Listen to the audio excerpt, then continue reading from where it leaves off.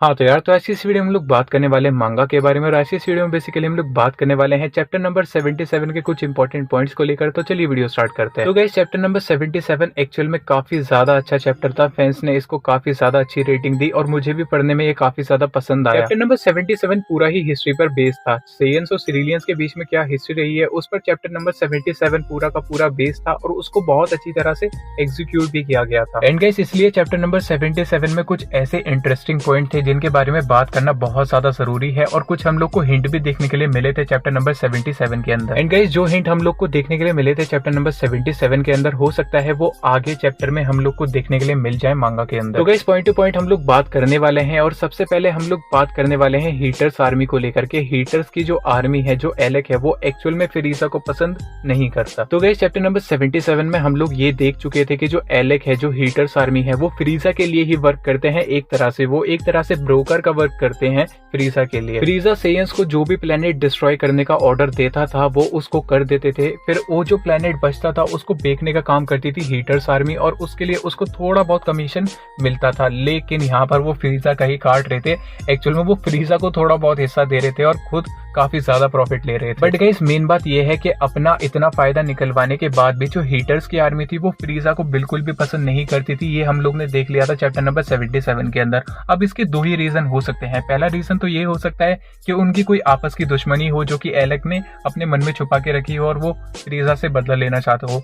या दूसरा रीजन उसका हो सकता है वो है ईगो प्रॉब्लम। तो गाइस, बात करूं अगर आपस की दुश्मनी के बारे में, तो इसके चांसेस काफी ज्यादा कम है। मतलब क्या दुश्मनी हो सकती है एलेक की फ्रीजा से? ऐसा मतलब कोई हीटर्स क्लैन का बंदा था क्या जो फ्रीजा ने मार दिया था, मतलब, और एलेक को काफी ज्यादा गुस्सा है फ्रीजा के ऊपर?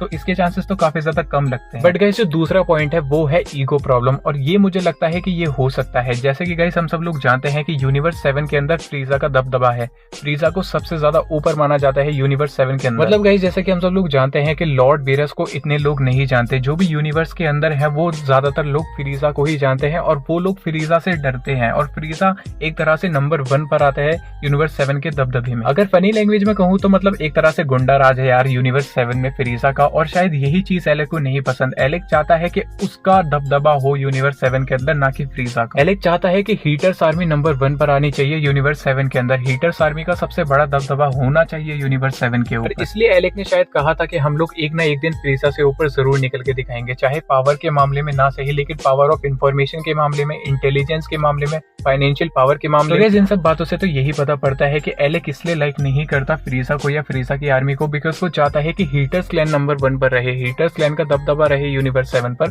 और सबसे बड़ा मतलब जो बंदा हो ना यूनिवर्स 7 के अंदर वो हो एलेक। तो गाइस, अभी बात करते हैं अपने पॉइंट नंबर 2 के बारे में। पॉइंट नंबर 2 में हम लोग बात करने वाले हैं एलेक के विश को लेकर। गाइस, आप क्या जानते हो कि चैप्टर नंबर 77 के अंदर एलेक अपनी विश बता चुका है कि वो क्या विश करने वाला है ड्रैगन से? तो गाइस, आप सबको याद होगा कि चैप्टर नंबर 77 के एंडिंग में एलेक और गैस की काफी ज्यादा अच्छी बातचीत हुई थी, काफी ज्यादा सीक्रेट उनकी बातचीत हुई थी। एलेक ने बोला था कि गैस के लिए ये सारी की सारी चीजें एक रिवेंज की तरह होने वाली है, एक रिवेंज की तरह होने वाला है ये सब चीजें गैस के लिए। और वहां पर गैस ने ये चीज बोला था कि मैं पहले से काफी ज्यादा स्ट्रॉन्ग हो चुका हूँ, जिसको एलेक ने एग्री किया था कि हाँ, तू पहले से काफी ज्यादा स्ट्रॉन्ग हो चुका है। बट गाइस, मेन बात एलेक ने तब बोली थी जब उसने ड्रैगन बॉल अपने हाथ में लिया था। उसने बोला था कि इंश्योरेंस लेना कभी भी गलत नहीं होता। तो गाइस, यहाँ पर इनडायरेक्टली वो अपने विश के बारे में बात कर रहा था। वो बोल रहा था एक तरह से कि इंश्योरेंस लेना गलत नहीं होता, मतलब कि हम लोग खतरा ही क्यों ले, हम लोग रिस्क ही क्यों ले। तो गाइस, ये चीज तो कंफर्म है ना कि आगे चल के चैप्टर में हीटर्स आर्मी भिड़ने वाले हैं गोकू, वेजेटा और ग्रेनोला से। और इसी चीज को नजरअंदाज रखते हुए, उनकी पावर को नजरअंदाज रखते हुए,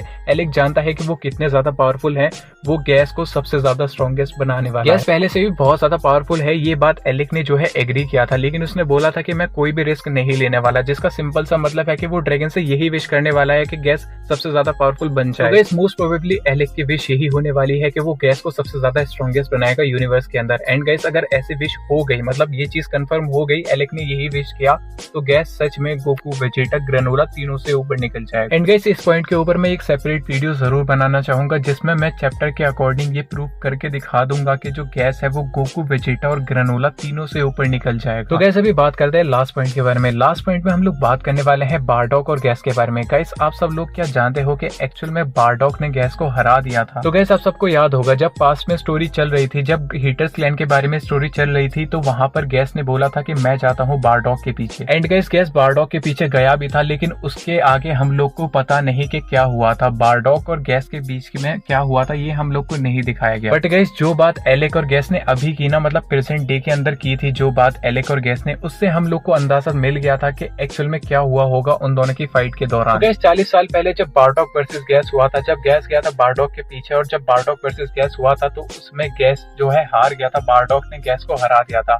उसका रीजन ये है, उसका प्रूफ ये है कि जो बातचीत हुई थी एलेक और गैस के बीच, तो गैस ने कहा था एलेक को 40 साल पहले जो हुआ था वो इस बार रिपीट नहीं होने वाला, जो शर्मिंदगी मैंने सही थी, जो डिसरेस्पेक्ट मैंने सही थी वो इस बार नहीं होने वाला। तो गैस आप खुद सोचिए कि ऐसी क्या डिसरेस्पेक्ट सही होगी गैस ने, जो कि वो बोल रहा था यहाँ पर एलेक से कि वो फिर से नहीं होने दूंगा, इस बार फिर से मैं अपनी डिसरेस्पेक्ट नहीं होने दूंगा। गैस रीजन इसका सिंपल है, वो यही है कि बारडॉक ने गैस को हरा दिया होगा और वहां पर गैस हार के आया होगा एलेक के पास, और यही है उसकी सबसे बड़ी डिसरेस्पेक्ट, और इसी चीज को वो वापस से दोहराना नहीं चाहता। जिस तरह से गैस ने कहा था एलेक से कि इस बार मैं अपनी डिसरेस्पेक्ट नहीं होने दूंगा, मतलब अभी जो सेयंस है वो लड़ने वाला है ना, इस बार वो सेयंस को हरा के रहेगा। उसके कहने का मतलब यही था, जिसका सिंपल रीजन होता है कि पहले जब उसकी एक सेयंस से फाइट हुई थी, जब उसकी बारडॉक से फाइट हुई थी, तो उस पॉइंट ऑफ टाइम पे गैस हारा था। अब गैस उनकी फाइट कैसे चली थी, क्या क्या हुआ था, वो तो बस 3 ही बंदे जानते हैं, या तो बारडॉक, या तो गैस, या फिर मोनाइटो भी इस बात को शायद जानते होंगे। लेकिन गैस मुझे तो यही लगता है कि जब गैस वर्सेस बारडॉक हुआ होगा तो उस पॉइंट ऑफ टाइम पे गैस हारा होगा बारडॉक से। तो गैस यही थे वो पॉइंट जो मैं आप सब लोग के साथ शेयर करना चाहता था आज की वीडियो में। बस इतना ही गैस, आपको वीडियो पसंद आई होगी, अगर आपको वीडियो पसंद आई है तो लाइक कीजिए, शेयर कीजिए, चैनल को सब्सक्राइब में। तो आपसे अगली वीडियो में, till then be good guys.